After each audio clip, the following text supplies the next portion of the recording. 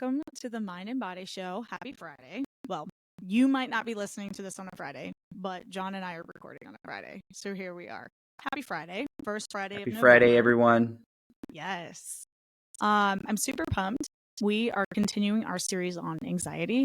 And we just want to bring in like some interesting facts about anxiety. Sometimes the best way to get past the emotional and mental part of like what mental health does to us is sometimes to address it logically. A lot of people get really caught up in their feelings of overwhelm. Anxiety causes fast-paced thinking, raising heart rates. You feel like you can't do much, or you feel like you have to do all of the things. So we want to bring it down to just a couple of key points today, and kind of approach this in a way that we can kind of show you how to approach anxiety and mental health in a way that you can tackle it, right? We're not saying that you can get rid of it entirely, but here's some things that we can do to like actually address it. And the first thing you got to do when you address something is know what it is, right? You identify it, then you can actually create an action. So today we're going to talk about triggers. We're going to talk about the behavior and the results, and like the circle pattern that is anxiety, right? Those three things all in a circle is why we get stuck in these feelings, in these thoughts. So Jon, I want to hear your thoughts on this. Yeah, absolutely. Well, I'm going to put you on the spot, Amber. I'm going to ask you, like, you're talking about defining things. Yeah. How would you define, drum roll, no, anxiety? How would you define it? I In think just best definition. best definition, a feeling of lack of control, a feeling of fear. That's how I would. Yeah, I mean that's a good simple way of putting it. So, like the way I've kind of written, I love definitions and I love trying to Yeah. get like really, really specific. And so I'm thinking like, okay, so anxiety, is it a negative feeling or a positive one? So obviously we would attribute it as being something negative. Yeah, most people And, consider it but as negative. we talked about last week, though, anxiety can actually be something positive, much like pain to the body. Like if you're experiencing pain, you know something's wrong. Right. So if you're feeling that negative feelings of unease, then you know, like, okay, why is that there? And we were teaching last time, like instead of allowing your anxious feelings to lead to the habit of worry, allow your anxious feelings to lead you to be curious. Yes. Like, okay, why am I feeling this way? Is it legitimate? Because actually sometimes you're worrying about something that's really legitimate, and you should have some anxiety or stress over whatever that is. Every one of us has legitimate stress and anxiety that we shouldn't necessarily remove. We should actually address the cause of the anxiety or whatever it is and move toward it, getting it fixed or resolved to the best level that we can. However, a lot of what we worry about because we became anxious isn't even real. Right. Which leads to the next part. So anxiety is a negative feeling of unease or nervousness about an imminent event or something with an uncertain outcome. Right. That's kind of how I've phrased it. So you're just like, there's something potentially out there. And that's why curiosity can de-energize the anxiety, because we're just like, wait a second, is this actually real? Is this rational? Why am I actually feeling this way? And we begin to be mindful of that, and it can actually lead us in a down a good path. There's more to it, but I think that's really good. So we understand what anxiety is. It actually can be a good thing. It comes from our survival instinct, just like when I think I use the illustration, if you're on your phone and you're not paying attention, like most of Americans, okay, and you're walking on a sidewalk and you find yourself at a crosswalk and you're walking out in traffic. Well, you jump out of the way, and you just have the survival mechanism that takes place. Well, anxiety stems from that. But what it can end up being is we can end up energizing that survival mechanism to the point where we're actually debilitated by our own anxiety. So we want to talk about that anxiety loop. And a simple way of putting anxiety, you kind of mentioned it, it's fear plus uncertainty equals anxiety. Yep. And so we want to try to say, hey, how do we actually get at breaking this vicious cycle of living with anxiety, not managing it? It tends to actually manage us. If we're really anxious, we just can't get anything. Most people are driven in their life choices by anxiety. Yeah, exactly. So you already mentioned the components of this anxiety loop or anxiety cycle. You have triggers, behaviors, results. Now, let me just kind of break this down real quick. What's a trigger? Right. Well, the trigger obviously is what is igniting this cycle. It can be something that you see, a place you visit. Have you ever been somewhere and there's just like this negative nostalgia around it? Yes. You hear a song and there's a negative nostalgia with it. You hear a name and it could be the first name of someone it's somebody totally different, but it's a name of someone that really brings up negative feelings. Yes. And it could be like, so it could be a thought, emotion, a physical sensation. Anything like this could fit into a trigger that triggers that anxious response. Okay. The second thing is the behavior. Now, the behavior is kind of the habit itself. And what spawns off from that trigger. Exactly. And then we have the result, and we're going to break down these in more details. But one thing that was so fascinating to me when I was studying this, and I was reading Dr. Judson Brewer's book, Unwinding Anxiety. He said this in his book, I'm reading that right now. Oh, yeah, it's such a good book.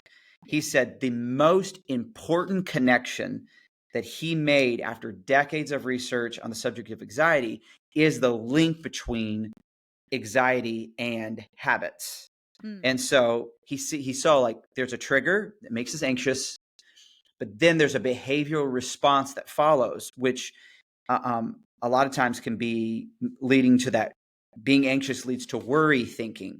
Right. Some of the psychologists will say. And then that leads to several different responses. It could be like, I don't want to worry, so I'm going to avoid the situation by watching something or just getting drunk or maybe aggression, like I'm anxious. And so now I'm finding myself being very aggressive.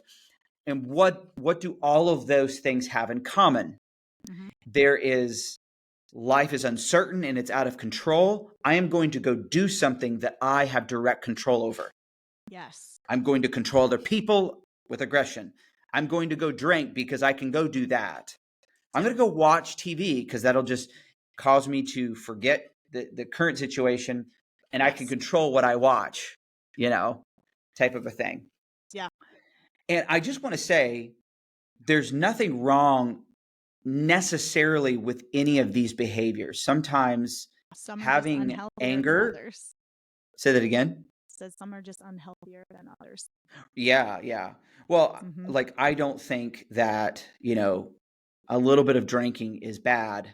Right. But going out and getting just totally, messed up, right. Totally drunk probably is going to see what that does is that has a result to it. So I get, you get a hangover, you feel terrible, you feel like trash. So now you have the anxious feelings plus hangover, regret, remorse, which what do you think that does? What do you think the result of that is? Heightens your anxiety. Exactly. So now we have now gotten the cycle in front of us. So I'm anxious. What is my habit? I go and I try to get some type of illusion of control. Yes. And I'm watching, drinking, aggression, whatever it may be. I love that, which makes me feel worse, more anxious. And then, so what the anxious cycle does is it gets you on what I call, and I haven't heard anybody else say this. Have you ever like coined a term? You're like, oh, I think it's me. Probably someone else came up with it, but the anxiety spiral. Oh, I like it. I do. I'm going to write a book. It's going to be great. I'm I'll sure write your someone else has forward. already used it. I just probably thought, ooh, hey, I came up with a term. But that you have, if you think of almost like a picture of here's a cycle, which leads to a repeat of that cycle, which leads to a repeat of that cycle, but it just keeps getting worse and worse as a downward spiral type of a thing. And many people get from being anxious to being absolutely depressed and in a place of despair. And it's largely in play, and I don't want to downplay medical issues and some of that type of stuff, but Right. just generally this is in play because we actually aren't aware of the cycle and we Right. don't know how to fix it. And Yes. what Judson said, which was interesting to me, is he said if you try to just fix anxiety without the habits that you formed, you'll never break it. Right. It'll always be there. You're like, okay, I'm going to stop being anxious. I'm going to stop being anxious. I'm going to stop being anxious. That doesn't Yeah. work. It doesn't get you anywhere. Denial doesn't work.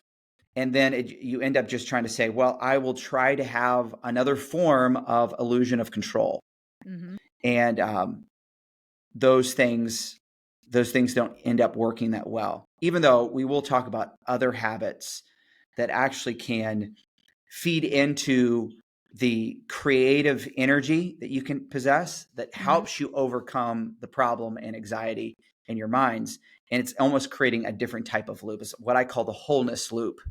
Instead of an anxious loop, you've created a different type of habit that breaks the anxiety loop. So, Yeah. anyways, I was going to flesh this out and I wanted to see, Amber, maybe how this plays out in your life. But let me just flesh this out for people who are listening. Let's say here's a trigger.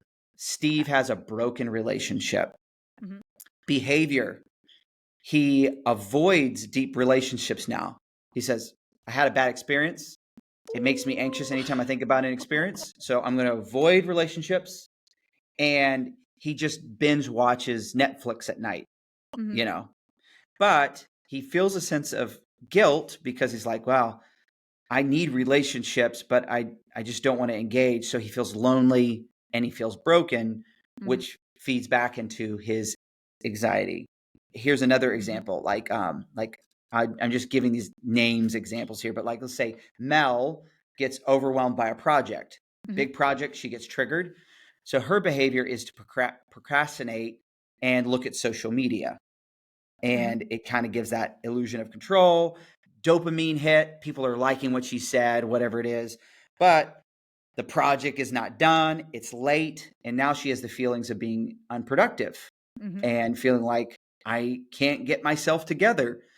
So the anxiety that came from the project now is amplified by not finishing it or feeling like I'm an unproductive person. So that's two examples of how this can play out. How have you experienced this, Amber, in your own life? Ooh, so let's touch back on the relationship one. So that one would be definitely like an avoidance tactic, um, of not wanting to get back into a relationship because of how you've been broken, which is so understandable. I don't know about you, John. I've personally been there myself, and I have thought through this because I've seen so many people do the avoidance, avoid a relationship. You can't get hurt. That's not true. That's just not true. It's how you approach the relationship and how you approach going into a new one. Um, and I think starting slow and the self awareness that takes to know, okay, this is how I feel. How do I overcome this? And I think for different people, it's going to be different responses, right? But you have to first identify, okay, I know I'm avoiding this, but I'm unhappy. All right. I'm unhappy being alone, but I don't want to be in a relationship because I'm scared. Okay. Well, we gotta tackle that fear, right? So you tackle that fear by starting slow. Maybe go on a first date. See where it goes. Don't ever force yourself into something. But you know that you're not happy being alone. So you've got to do something about it and push through that. You have to notate, okay, I avoid this by being on Netflix all the time. All right, get rid of Netflix. Don't give yourself a chance. Um, but admittance and recognizing your triggers and what you do to avoid them is like the first big thing to tackle.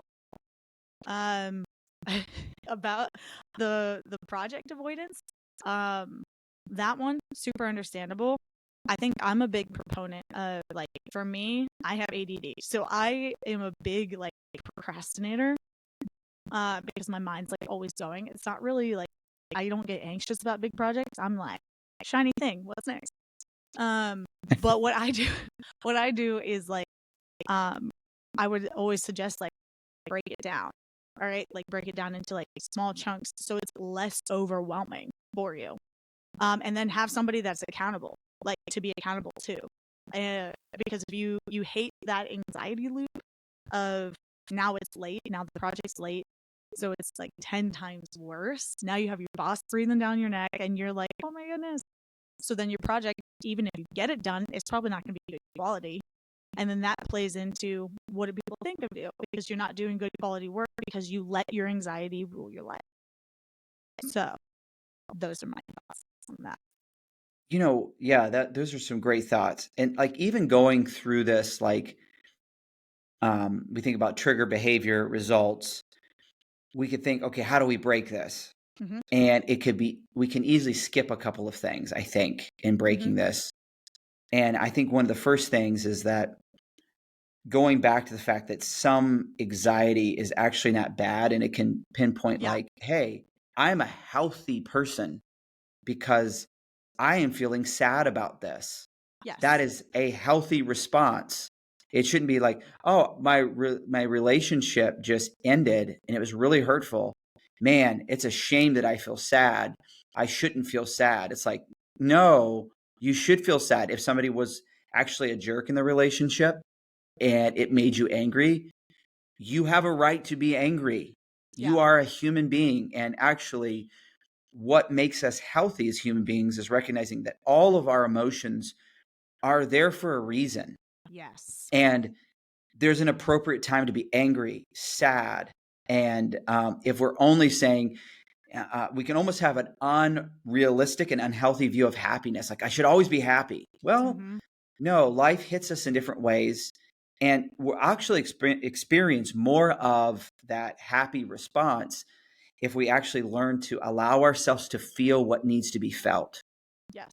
So it's almost like shaking up a soda and there's all that like, energy that's there. Yep. And like if I just open up the top, I'll feel better, I'll feel better to express this. This is why all of us as human beings do so well we feel better after we vent.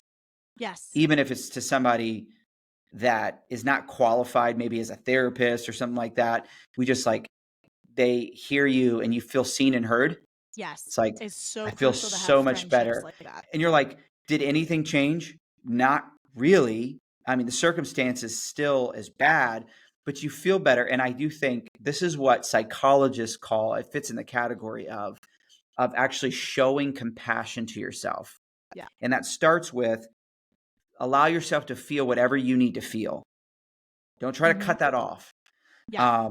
Some psychologists will even, I think I mentioned this last time, they like, and it's not always perfect in this way, but just say, hey, take some time, schedule it in your day. Say, I'm going to take 15 minutes to grieve over this. I'm going to allow myself to feel this. And, that may work for some and not for others, but I do think allowing yourself to feel it. And then, I don't know, it has a way of just kind of equalizing you out a little bit. And then now you're starting to think more clearly. And when you're moving back towards a healthy relationship, give yourself compassion because it may take you some time. And it's okay for you to feel anxious about it and not feel ready to move back into a relationship. That's really a big deal. And I think that needs to be said in this so that people listening in, you don't think we're saying, hey, if you have a broken relationship, that shouldn't stop you from dating. You should just get back to it right away. Oh, we That's are like, not saying that. yeah, exactly. That would be inhuman and not a healthy. Actually, It's totally that could normal. be another illusion of control, right? Like, Yes. oh, well, I'll control this. I'll go find someone right away. And you're actually not really trying to date the person for the person. You're trying to date the person so To you feel cover up better your about feelings. yourself. It's actually another out of control aspect, it's just an illusion of control, which can Yes. be dangerous. I really So love be that statement. compassionate towards yourself when you're going through these things. And even if, let's say you blew it, like anxious, you just went and bought a chocolate cake and you ate half of it.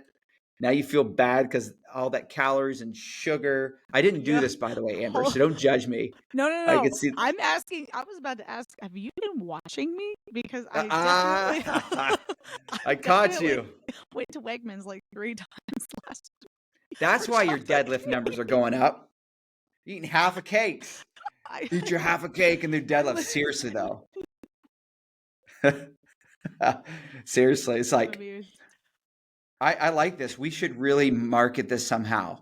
Like, you ever seen these like people are like super ripped and they're holding up a cake. You can be ripped and have a cake too. Um, obviously the way they're talking about it's probably not true, but you can have cake. Cake is good. Um, but you can feel like super bad that you made that mistake and feel regretful. It's just like, you know what? I'm a human being and Yeah.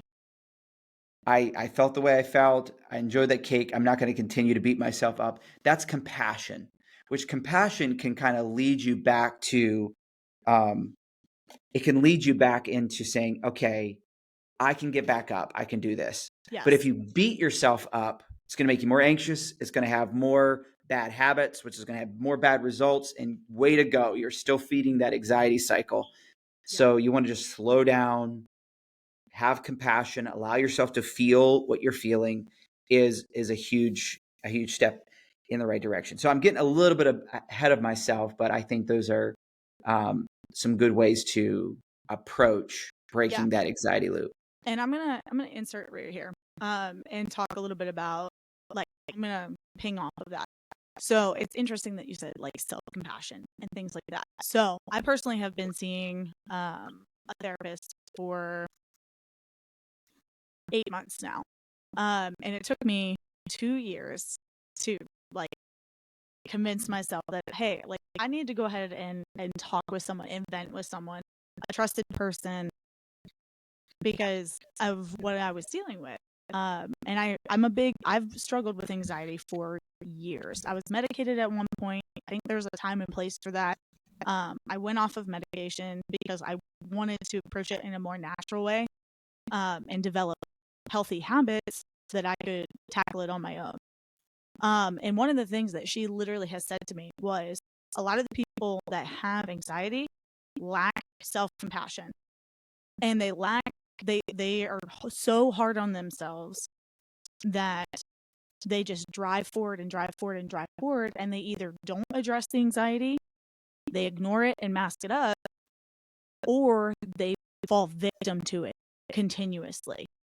There's very few people who approach anxiety and having anxiety with like a healthy mindset of like, how can I help myself? Right? That's compassion. Because just like you would have compassion for somebody else, how can I help them through what they're going through? Mm. You need to have that same mindset for yourself. Okay, I'm going through XYZ. I have XYZ triggers. How can I help myself not be triggered as much or not react the same way when those triggers happen? Because sometimes you can't get away from those triggers. That's just the reality of things. You're going to have that. Everybody has them. It's how you choose to respond to them that makes the difference in your life and how you, quote unquote, fall victim to your anxiety. You can address it or you can play victim, right? And like I say that nicely, right? Because we've all been there, that we have Yeah. been victim to our own anxieties.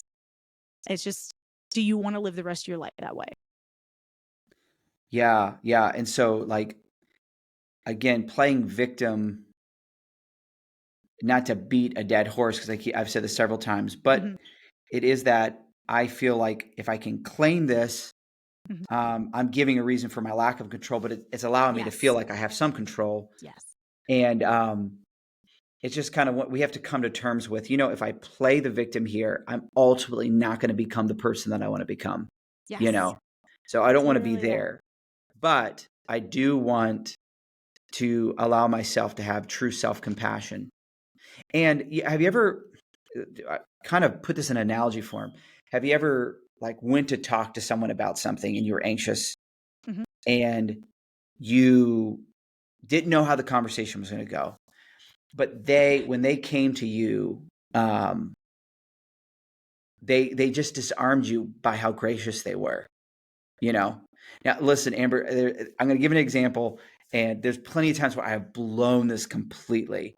But there's an interesting story, and it turned out so well, and I didn't expect it to turn out so well. But Bethany had to tell me something about me that wasn't like good. I was messing up in some particular way. She was coming to me. She was trying to say, "You need to stop this," Mhm. and she um, she was nervous about it, not like I'm not the explosive type, but she was still just kind of naturally nervous about it. But she Yeah. came to me and she said it. And I think I had that really like concentrated look. So she wasn't Mhm. sure.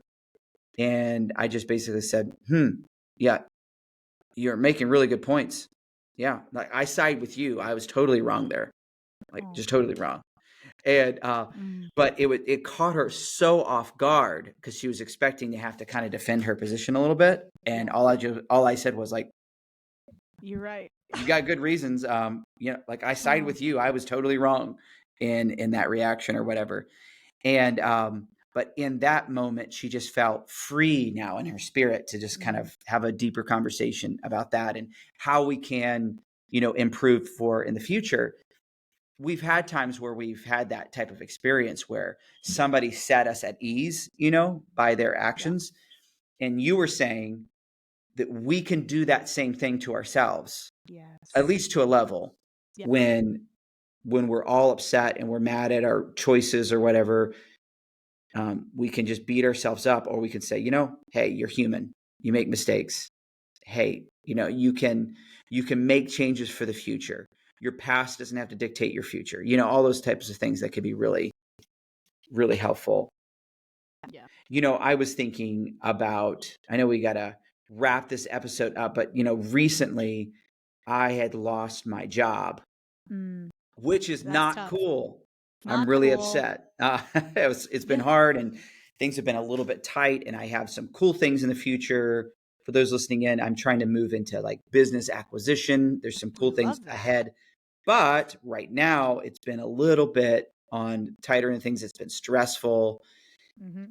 And I'll ask you this, Amber. So, how would you instruct, or how would you help somebody who, like, they feel unease about Mhm. something that's genuine? They lost their job, Yeah.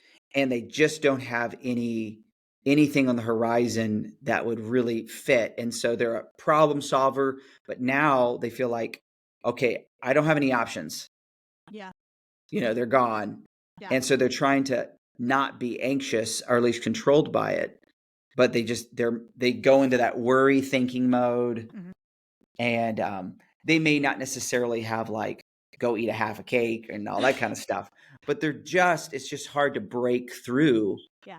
that slump. And if you have been without a job, like I can't really sit here and complain about it. I need to go figure this out. But you're still kind of devastated over things. What's your thoughts?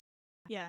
So it's great that like you already have like the mindset of, okay, I got to move on to what's next, and you're actively working towards that. You've already got like the hardest part off. But now it's like, okay, let me sit back. I am doing what I know I need to be doing action-wise, but the anxiety is still there and the fear is still there. That's so understandable. It's human. So first, embrace the compassion with yourself. That's a normal human response. I know I'm sorry to break it to you, Jon, but you aren't Superman. Real close. Real close. What? Real close. Real close. But not quite there. Maybe not.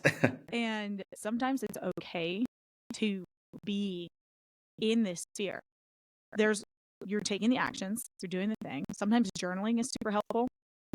Personally, I come from an area of I'm a very spiritual person, and spiritual as in I pray, I believe in a God, I believe in God specifically, and you can release the expectations and embrace the compassion do the action of working towards the next thing.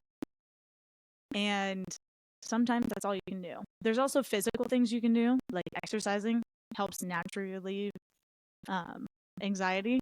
Eating well, sometimes chocolate is fine, but don't eat it all the time. I'm Yeah. sticking that to myself more than you. I just think it's hilarious that she said chocolate cake. But sometimes you're gonna I know have you, Amber. I know. No, I'm apparently just kidding. you really know. That's so funny. Or maybe we're just really a lot alike, and I had the chocolate cake too. And Yep, we are I'm a just lot. blaming you in this episode, which is really fun. It's hilarious. I have a funny story, but I'll have to tell you another day on that. But So oh, go ahead. yeah, so boil it down. You you're going through this, you're doing the action that you know to move forward to actually fix the financial problem that you're in, particularly. Embrace compassion with yourself. It's okay that I feel this way.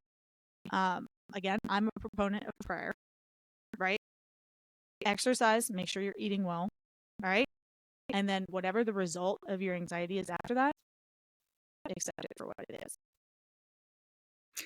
Yeah, I think those are great things. So here's 4 things that has helped me like kind of break this loop, and it's similar to what you just said. And I think we could tie this episode up with these 4 things real quick. First, I think, and you mentioned it, just becoming mindful of like, okay, I'm anxious. It's actually not bad for me to be anxious about this. Mm-hmm. Losing your job is a good Yep, reason. it's okay. But I have to be cautious not to develop habits that feed that anxiety. Yes. I need to do habits that actually de-energize it. And a way to do that is, one, learn to be grateful even when times are not going good. So you've learned to and I try to every morning. I try to go on a walk and I try to talk about things that I'm thankful for. And if you're in a Embracing believing mindset of context, listening thankfulness. in, yeah. Say that again. I said that's a good one. Embracing the mindset of thankfulness. Yeah, well, it's really, really hard to be anxious and complaining when you're expressing gratitude. It helps. It does shift your mind. So update your brain. So become mindful, update your brain, understand reward-based learning, and make the bigger, better offer. So instead of offering a chocolate cake that will leave me super regretful, we got to stop picking on chocolate cake. I'm gonna have a chocolate cake tonight. That's it. No, but like seriously, you mentioned it. Like say I'm stressful. I'm gonna go work out. Now that can turn into like an illusion of control. Like I can't control this, but I can move weights around. Haha, But the type of hit that it has for your brain, the dopamine hit, actually there's like a ton of different hormones that are released when you flex your muscles and exercise your muscles. And what that can do is you can come back to the same problem that's making you anxious with a greater capacity. Yes. You're more creative. Why? You did a habit that actually expands your creative power. Yes. Right? So that is I'm giving myself a bigger, better offer instead of just indulging. That'll make me feel immediately better with long-term bad results. I'm going to go work out, which is actually kind of a kind of pain, but it gives me a longer-term results and a greater chance of overcoming whatever issue I'm struggling with. Even if the problem I can't actually resolve, I just have a better mindset towards that, issue. So updating your brain, and that way, we've already talked about the just self-compassion was the other thing that we talked about that I won't talk about. And then also just finding accountability. And I don't mean like somebody that's going to beat you up, but just like call people and invite people into your life. Say, listen, I am really low today. Yeah. Like I texted you the other day about me being low, and you checked in on me, and I was just like, I'm a sinking ship. And you're like, I think you called and text and everything like that. And then I think it was like, maybe you were before me or after me, but then you had a bad day. I'm like, hey, you still there? Hello? Are you okay? But I think inviting people into your life allows a place for them to show compassion to you. Yes. And also allows you to maybe sometimes talk through things, allow you just to be seen and heard, can be a huge thing. But if you can be mindful of this cycle, that's the first step. You can begin to say, oh, I know what's happening. I know why I keep getting more anxious, because I have habits that are feeding into this anxiety. So I'm going to try to break these bad habits, establish good ones, and I'm on my way to a healthier version of myself. Yes. Identify the trigger, know what your go-to habit is. What's that result? Probably not great. You're going to get right triggered again. And if you don't have a positive habit, you're not going to have a positive result. Ooh, that is a really good quote to end this podcast. So everyone listening in, thank you so much for joining us. We will have some more episodes on anxiety, and I'm excited about that. And if you're listening in and you have any questions or thoughts, we would just be overjoyed to hear them from you. So thank you guys so much. Stay put.